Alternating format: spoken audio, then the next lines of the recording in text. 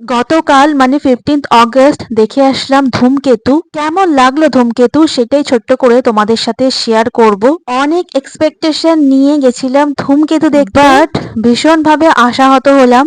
কাহিনী অসমাপ্ত, এটা মুভি দেখতে যাওয়ার আগেই জেনে গেছিলাম, কিন্তু অসমাপ্ত কাহিনী বলে গল্পটা যে কেউ বুঝতেই পারবে না সেটা অন্তত আশা করিনি। গল্পটা শুরু থেকে শেষ হলো, কিন্তু গল্পটা আসলে কি কি বলতে চেয়েছে, কেন ঘটনাগুলো ঘটলো, সেগুলোই কারোর কাছে ক্লিয়ার নয়। আমি যেহেতু কোনো স্পয়লার দেব না তাই ডিটেলসে গেলাম না।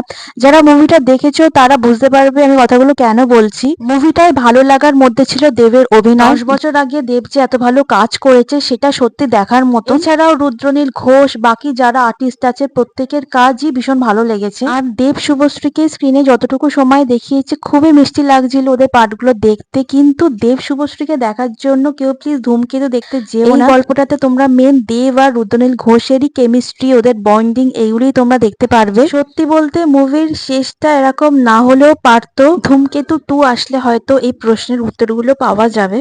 অনেস্টলি বলছি, মুভি দেখার পর আমার শুধু এইটুকুই মনে হলো 700 টাকা জলে গেল। আর তোমাদের কার কার আমার মতন এক্সপিরিয়েন্স হয়েছে কমেন্ট করে জানিও।